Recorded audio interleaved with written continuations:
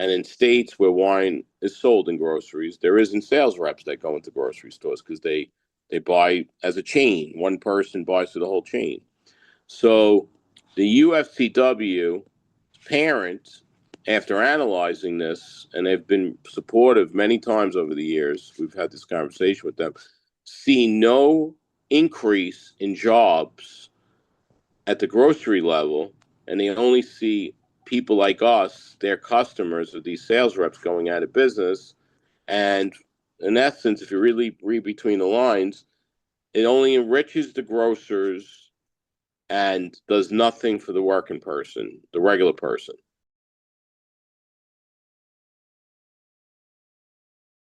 Staten Islander News is here today with Michael Carrera.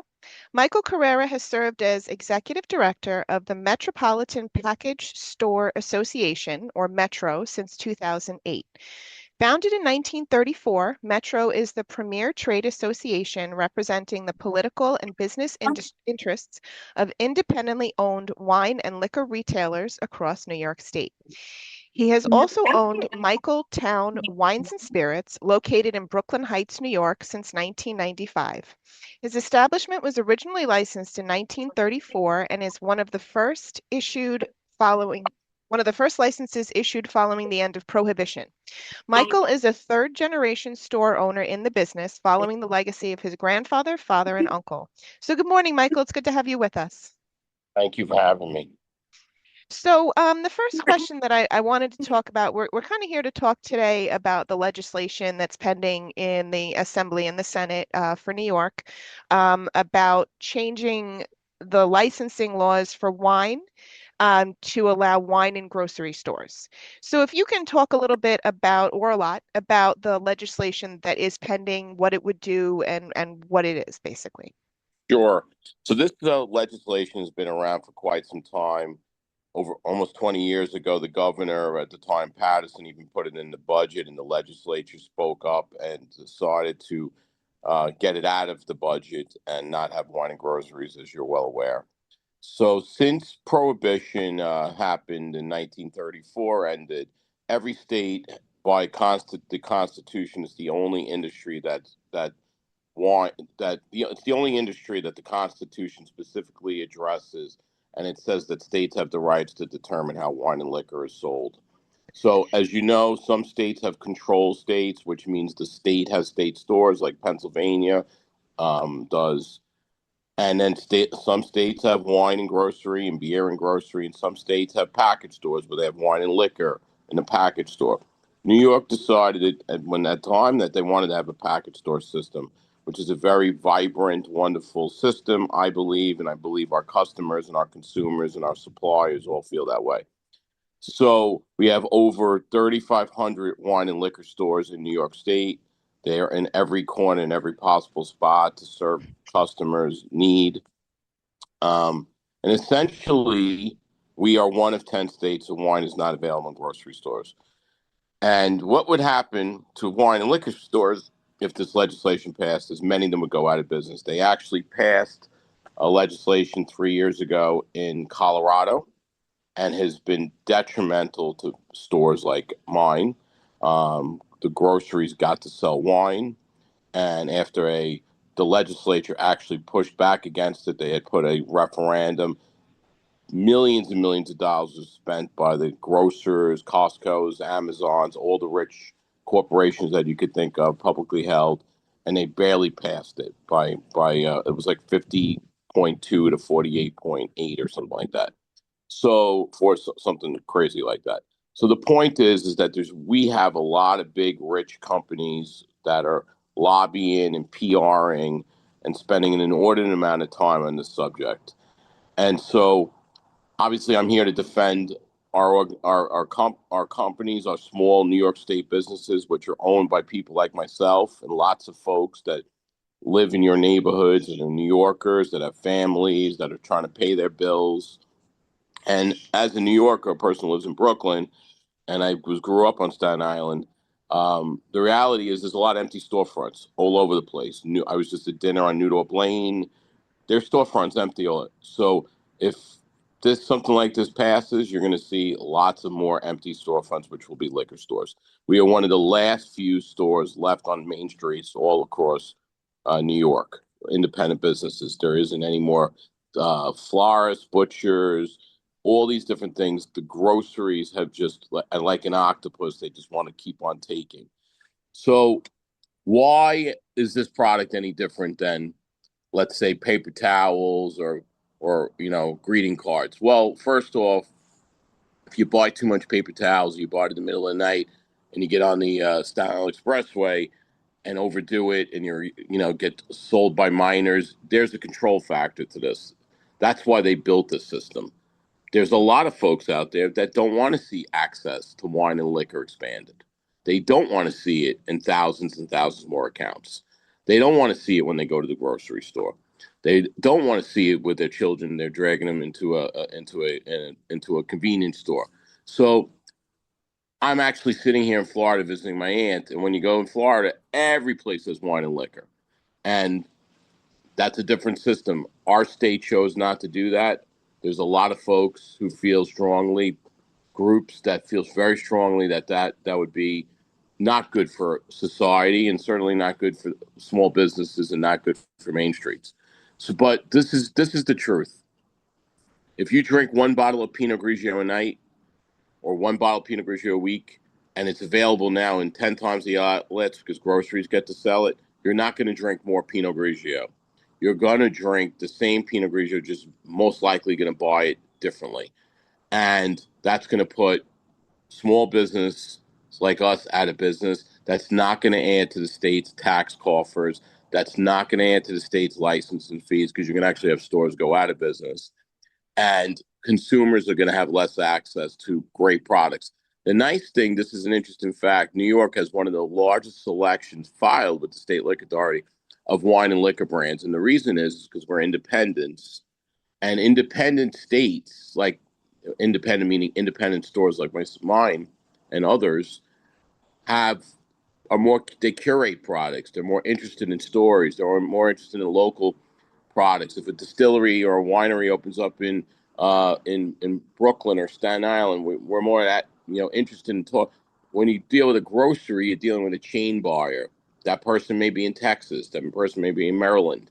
So those are the things that you just lose. And when you go to a grocery store like you do in Florida, they have a couple hundred wines, and most of them are big brands that are huge, and they don't have those wonderful little products that everybody is clamoring to file and be with in New York State. New York State has hundreds of importers, hundreds of distributors, all for the reason that because it's a market that's interested in new items. When you go to certain parts of Staten Island, let's say, or Brooklyn or Manhattan, and there's different ethnicities, and maybe there's a desire for wines from, let's say, Moldavia.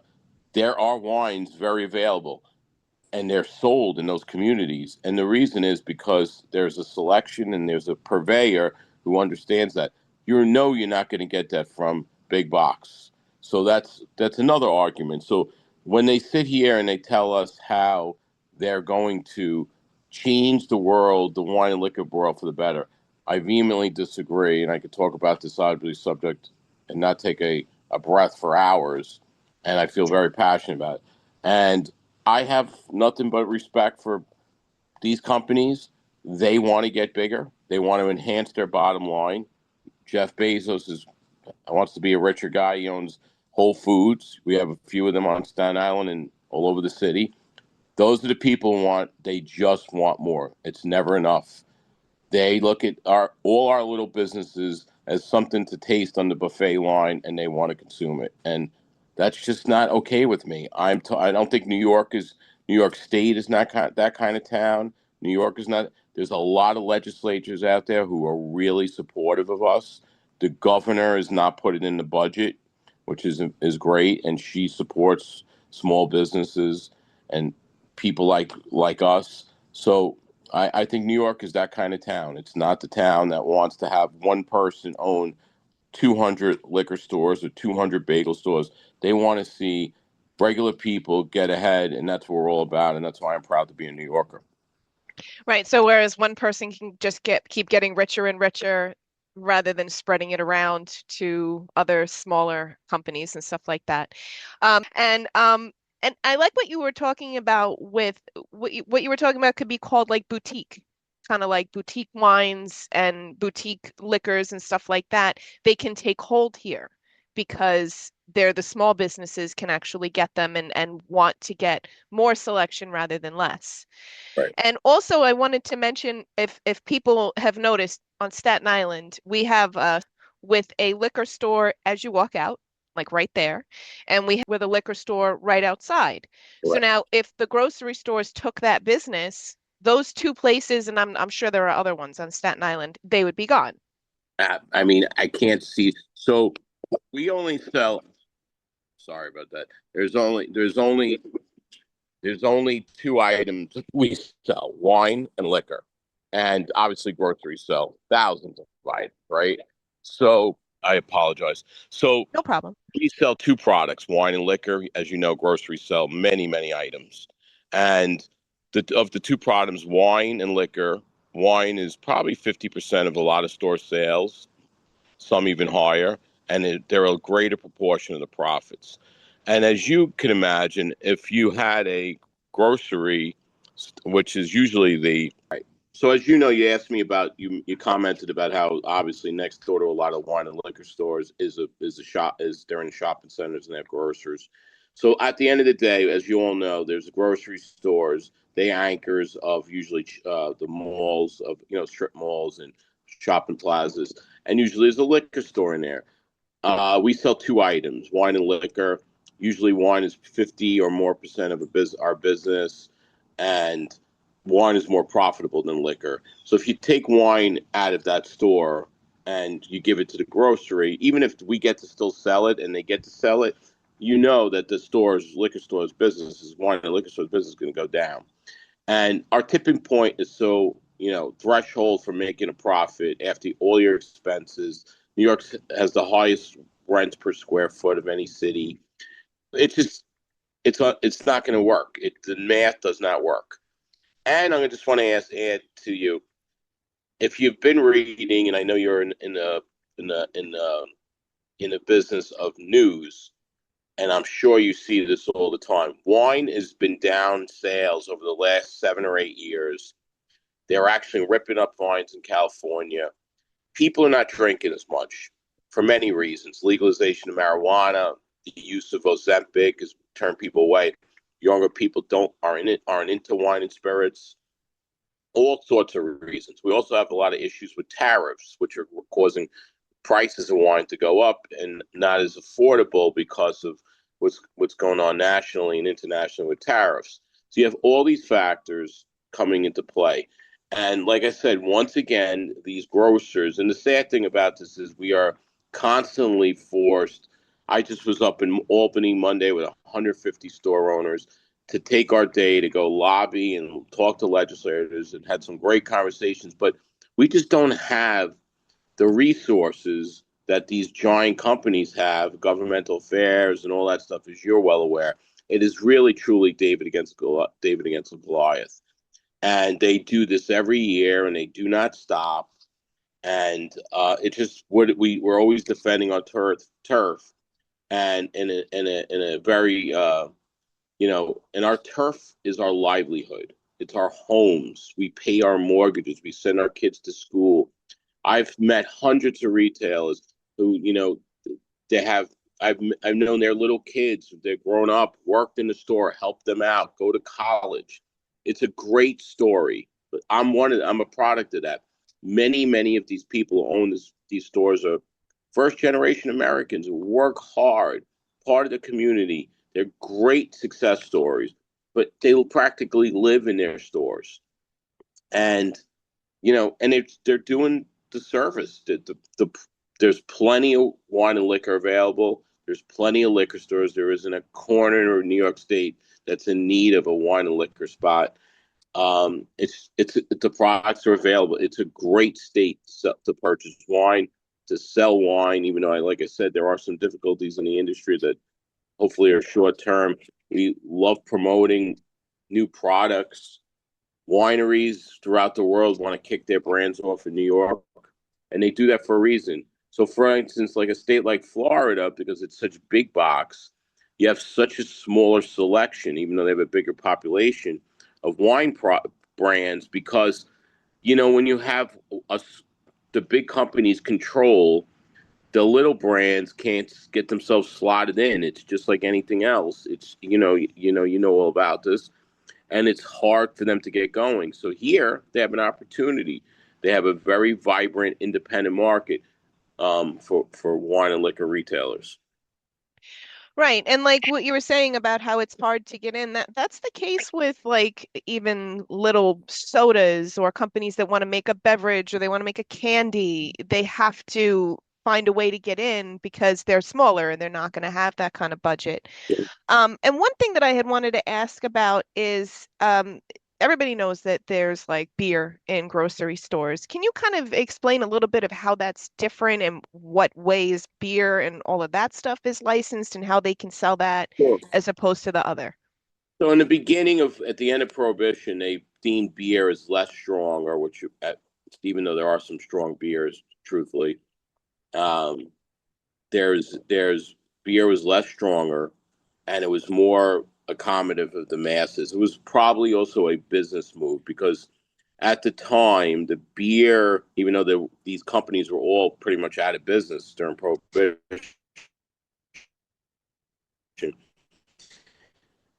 beer was much more pre-Prohibition. If you study it, the beer guys actually wanted to see wine and liquor outlawed, and they wanted to see beer kept because beer was always considered less proof.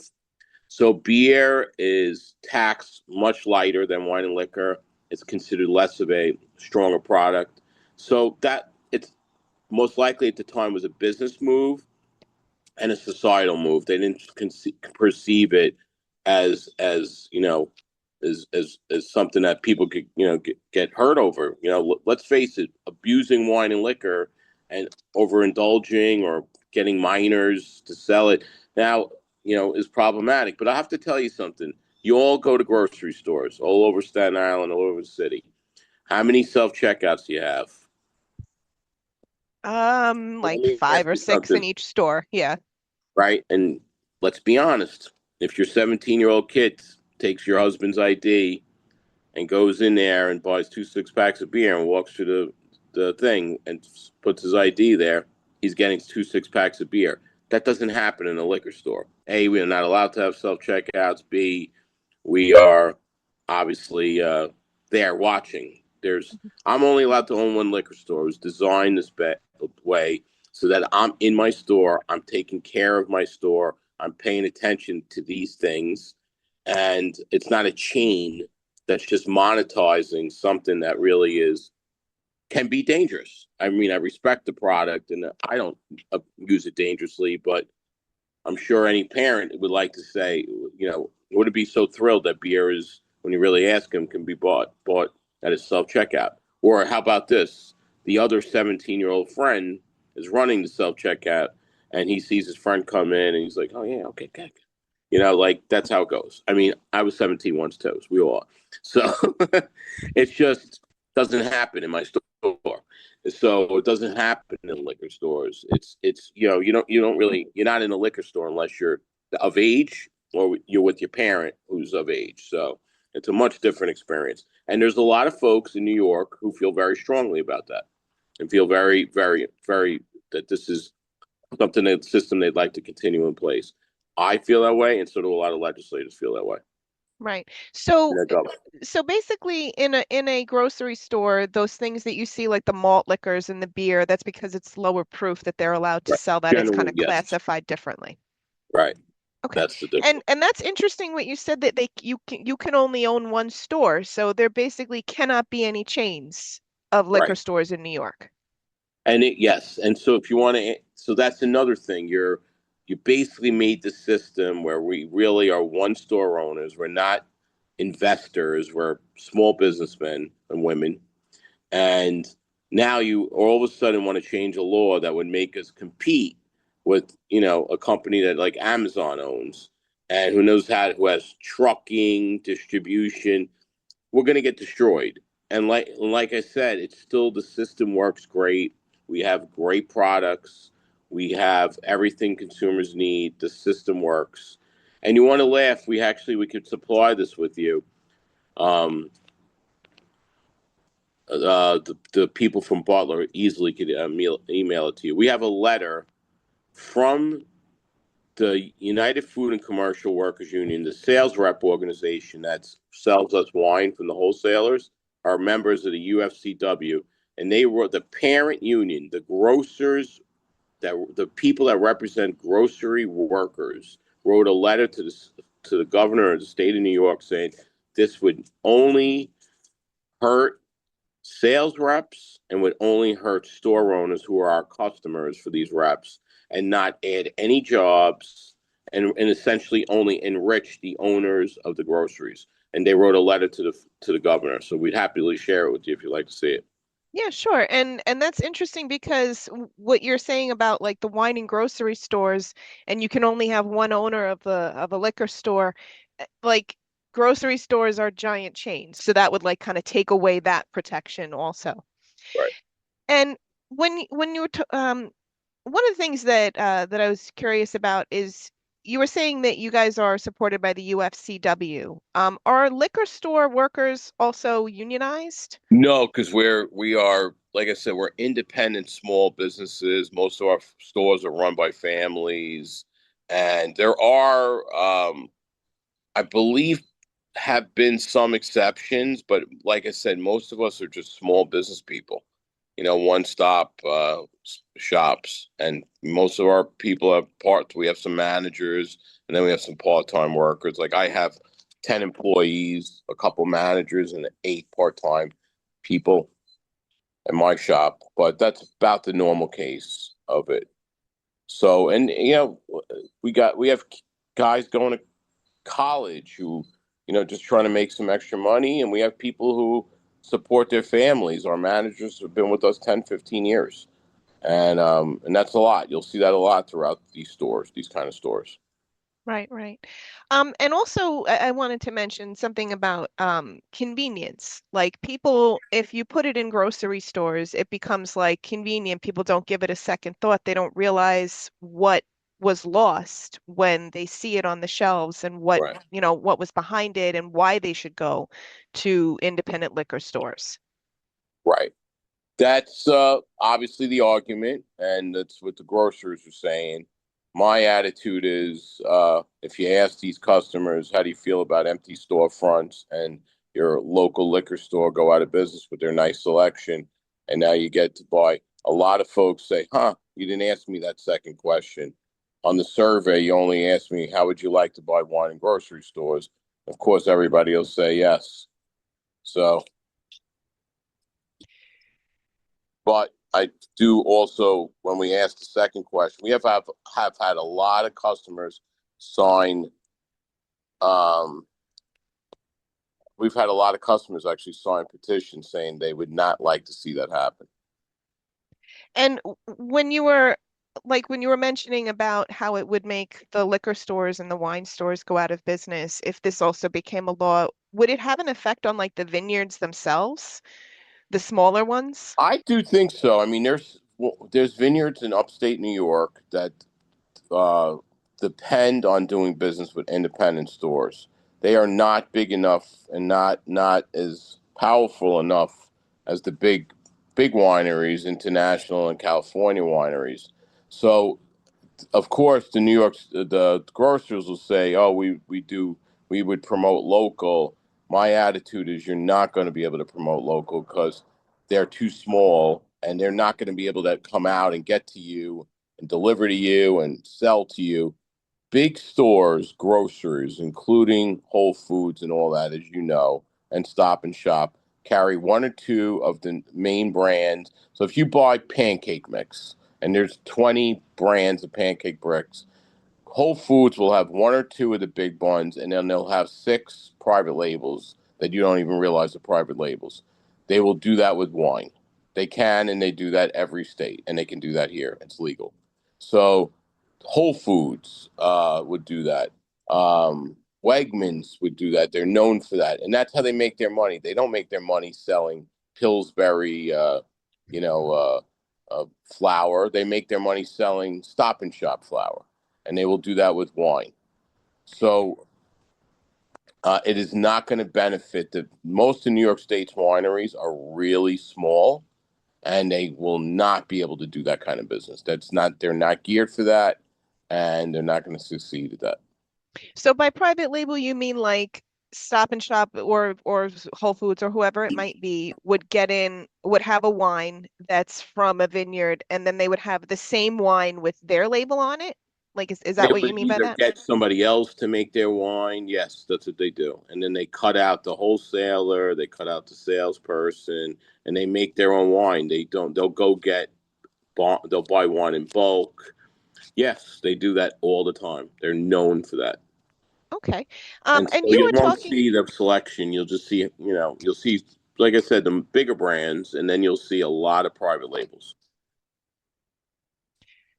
So in terms of like small business and jobs in general, what would if this legislation was to pass, what would it do to small businesses and jobs in this industry? I think you'd see half of them go out of business. I think you'd see a lot of job loss. I think you'd see a tremendous amount of job loss at the distributor level because there wouldn't be a need for enough all those sales reps, which are great paying jobs. I think the whole industry would be completely changed for the worse. It would affect jobs. It would affect. You'd have a lot of people go bankrupt. You may see people default on their houses, certainly if they can't replace that income. It's not going to be a good situation. I Right. would walk away from my liquor store. I see. And so, like, several years back, this was before the pandemic, we had noticed that there were signs in Whole Foods saying that, they wanted New Jersey to pass legislation like this, which it looks like that actually failed. And from what you're saying, they keep doing this every year, trying to get legislatures to pass this law, and they're lobbying them, and they're, going to Albany or New Jersey or whatever Yes. to try to get this passed. Yes, they never stop. They will never stop. They have a lot of money. They have a coalition, all the grocers and big box stores. They have an organization. They spend tons of money on PR. They are lobbying. They have lots of lobbyists, which forces us to have lobbyists. And so we spend our resources, which are hard earned. They spend their resources as an investment, and their hope one day is that this will yield a return on their investment. And they spend lots of money doing this, as you can imagine, and they have the resources to do so. And we constantly fight this on the grassroots and tell our story. And we really appreciate you giving us the opportunity to tell our side of things. Right. And also you were mentioning about imports. How much wine and spirits are like imported and what kind of effect is that having that they A are imported? vast amount of our products are imported. I'd say out of the top wine brands in the United States, probably top 20. I wouldn't be surprised if half of them are imported. Same thing with liquor. And so they're being affected by tariffs. Prices are up. And, as you know, the consumer is squeezed and there's nothing you could do but raise the prices.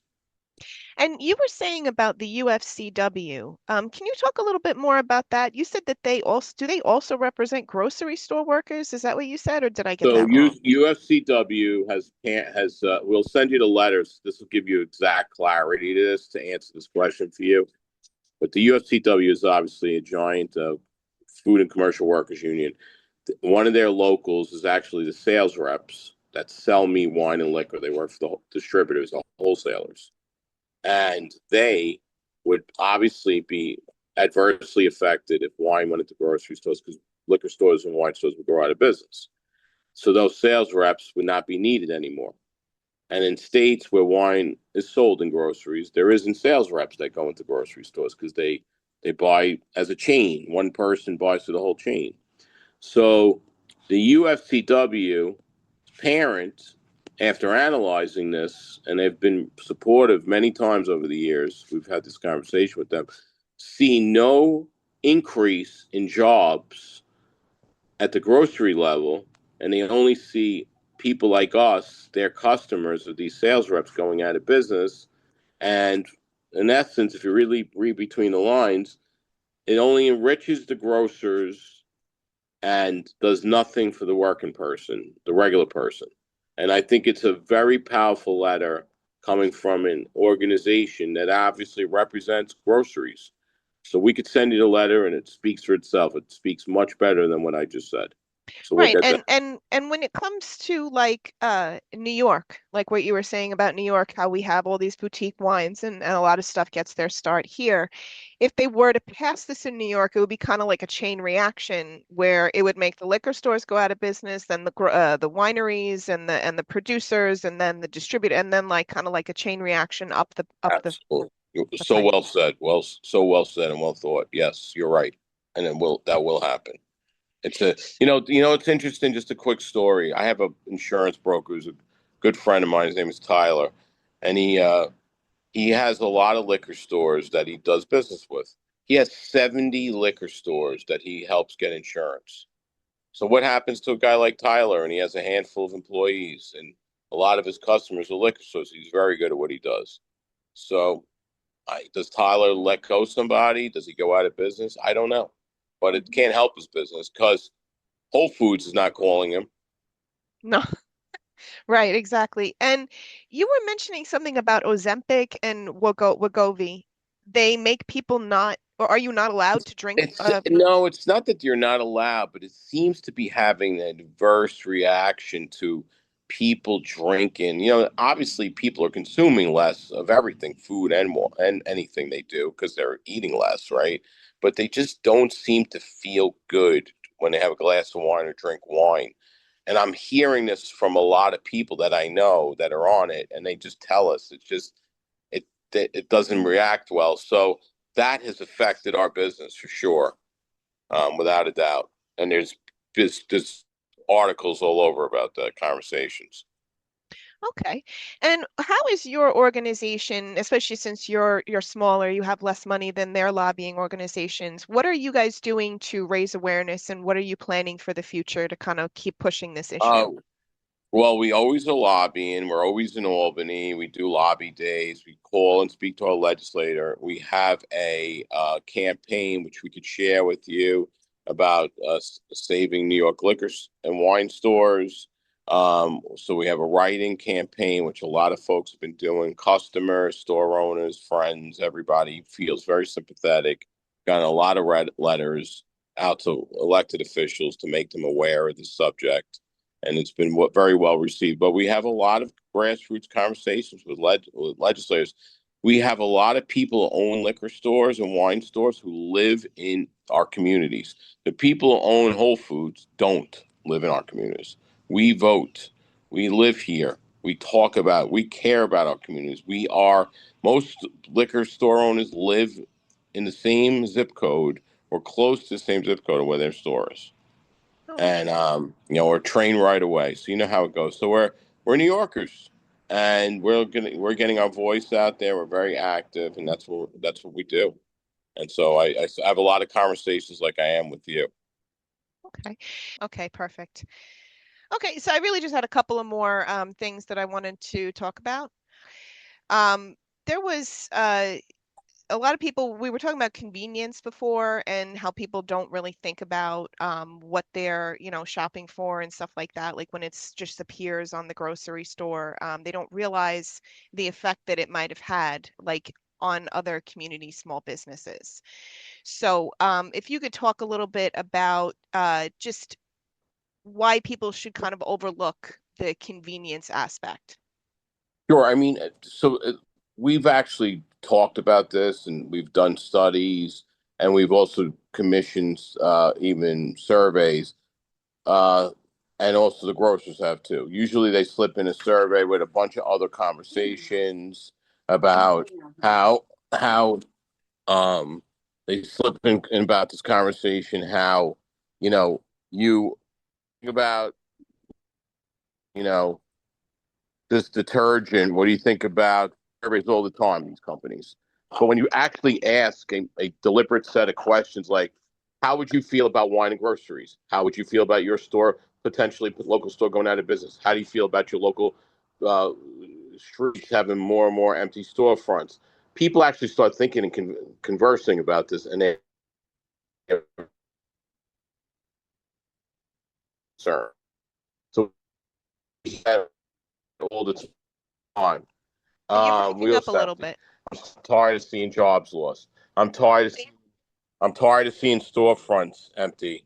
I'm tired of seeing empty strip malls, all that stuff like that.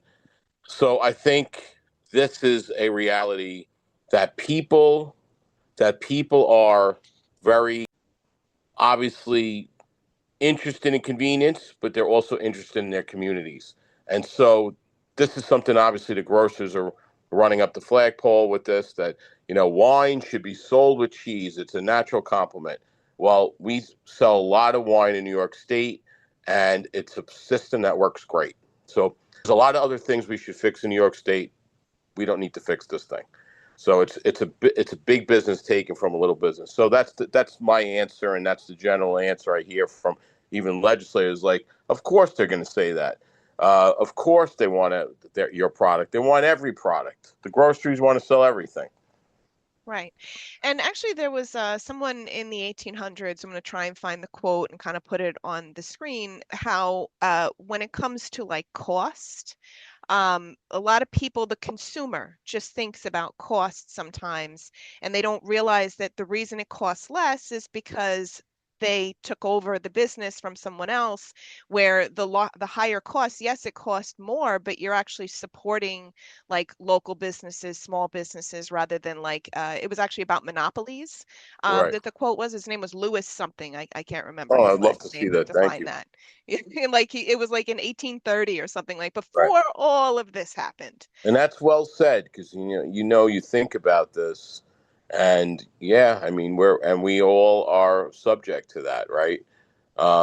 So yes, and look, I mean, I'm old enough to remember when I was a kid, there was a pharmacy almost on every corner. Then Rite Aid and CVS and Walgreens took over.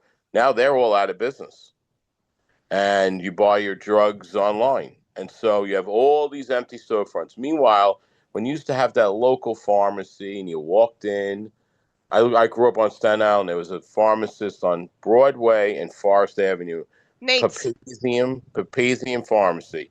If you walked in there and you had okay, so like I said, we used to go to a local pharmacy, and he was a small business, he was there. Everybody knew his name. He used to deliver to you. It's just that doesn't exist. You put that guy out of business. So he had a family, lived in a community. It was.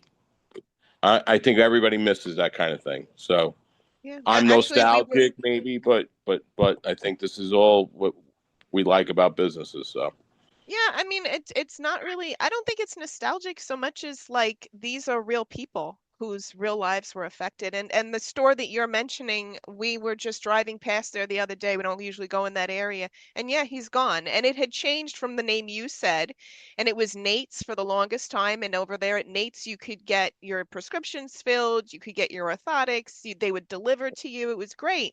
I couldn't believe that he was gone. But I mean, that's kind of like the rule of the yeah, day at this point is what it seems. So, yeah, and yeah, like when consumers just look at cost, they miss something because that's like yes, it costs less, and it was the same thing with Walmart, which is one of the reasons we don't have a Walmart on Staten Island. They tried to come here, and the community really made an outcry against it. They basically charge so much less for all of the same products, and then the hardware stores go out of business, and the little grocers go out of business, and the delis go out of business, and stuff like that. yes, so well said. So, because we're a community news, we want to know like the stories of local businesses. Can you tell us a little bit more about your family store? And do you have a Sure. few memories or anecdotes you can share? Sure. So, my father was actually born in Italy. Then they came to the United States. They went to school. My family. Actually, my grandfather and my father and my uncles, they bought a small store in Brooklyn. Um, and they worked while everybody was going to college, and that helped pay for colleges. My whole family all went to college. All his grandkids went to college. And then I worked in the store when I was a kid and learned the business, and I liked it. I went to college, and I just liked the business. And then my uncle had bought a store. My other uncle bought a store, and it's was all. And we all ended up living on Staten Island, as a matter of fact, and we had our stores in Brooklyn, and it was a great, it was our family business. And truthfully, what ended up happening is I'm the last one in the business. Everybody else got degrees and started doing other things, and I really did like the business. And a lot of folks that we sold, those my uncle sold his store to someone. They're the same thing, family businesses, family doing the same story. That's the it's a great American story, and we provided something, a service. We made a living. We bought homes. We sent kids to college. We have families, and I can't think of anything being better than that. And when you're working for as I was just reading this article in the New York Times yesterday, how big companies don't even give. So as a businessman, this was an interesting. Big companies like Target don't give people steady hours. So like one week they may work 6 hours, the next week they may work 30. They just treat people like a cog, like they're in a machine. And me, everybody that works for me, I mean, I'm flexible with hours. If you need a day off, we figure it out. But I'm conscious that if I know one of my guys needs to make 40 hours a week to make a living, if I'm slow or if I'm busy, he's getting 40 hours a week. He's part of my family. And whether he even realizes it or not, I'm conscious of that because I am also smart enough to realize, I think I'm smart enough to realize that he's not going to stick around if I don't give him something that's substantial. And those companies just treat them like, you know, they're, pieces on a checkerboard or something like that. These are real people. That gentleman needs to make $800 a week to be able to pay his expenses, 1,000 a week, and that's what we do. And so there's weeks I don't get paid, and there's weeks I do get paid. But I pay everybody first. I pay all my bills. I pay my rent. I pay my wholesales. I pay my sales tax, and I pay everything. This is a business and it's a livelihood, and I'm right there with my staff, working hard. Right. So And yeah, that's what we do. in New York, there was something recently that I don't remember if it was the mayor or the attorney general. There is legislation in New York that says, or in New York City, I believe, that says you can't do that anymore, Right. where I read that. you just change the hours. You're like, oh, this week you get 20. Oh, this week you get 15. Oh, this week you get 30. You can't. Yeah. That's like a totally unpredictable life. So they have stopped that in New York. It's not like federal, it's not national or anything Right. like that, and it's recent, but um kind of treating people like they don't have lives is Right. and they don't have stories themselves and not caring about that. Right. I mean, I don't know how do you survive if you can't depend on, um, you know, a steady paycheck, and that's what we supply to people. So Right. And is there anything else that you wanted to add today? I think we covered a lot, but I appreciate the opportunity to give me to say our side of things, the independent small businesses like ours, liquor store and wine stores. And I really appreciate your time. Well, thank you so much.